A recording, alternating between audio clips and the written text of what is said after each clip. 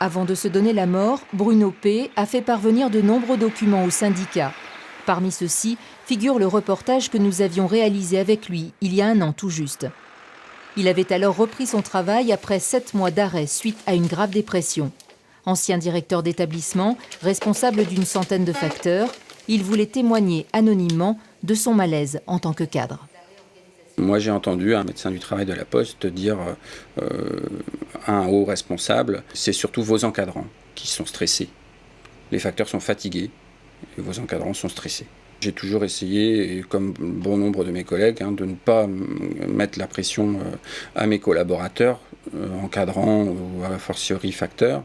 Par contre, j'ai aussi mes propres limites et ça s'est fait au détriment de ma propre santé.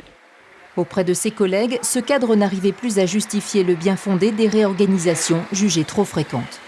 C'est vrai qu'on ne supprime pas d'emplois, mais ne pas remplacer un départ, c'est quand même pas facile à faire passer non plus. Et ça mérite qu'on nous soutienne et qu'on nous aide, qu'on nous donne des arguments, surtout lorsque les prévisions de baisse de chiffre d'affaires, par exemple, ou de volume de courrier, ne sont pas aussi importantes que celles que prévues. Nos facteurs nous questionnent beaucoup, les syndicats également, et parfois nous sommes plutôt mal à l'aise dans ce rôle-là. Certains d'entre nous s'en sortent plus ou moins bien. Ceux qui n'y arrivent pas sont assez souvent sans ménagement, écartés. Muté sur un autre poste, ce quadragénaire avait été très choqué par une formation interne dispensée en 2010 sur Internet.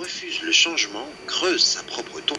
Dans cette animation aujourd'hui abandonnée par la Poste, on persuadait les managers de ne pas s'inquiéter des cas de dépression chez les salariés. C'était une phase normale dans l'acceptation du changement. Bruno P. ne refusait pas les restructurations, mais en désapprouvait les méthodes. Je pense que la Poste, officiellement aujourd'hui, n'a pas reconnu que les méthodes de management qu'elle a employées étaient ceux de France Télécom, avec les conséquences qu'on a connues. Quand on nous demande de faire régulièrement des choses qui vont à l'encontre de mes propres valeurs, ça peut remettre du coup énormément de choses, tant dans la vie personnelle que dans la vie professionnelle, en cause.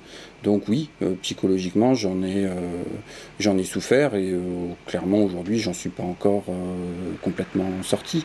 C'était le 29 mars 2011. 1 an après, Bruno P. a décidé de mettre fin à ses jours sur son lieu de travail.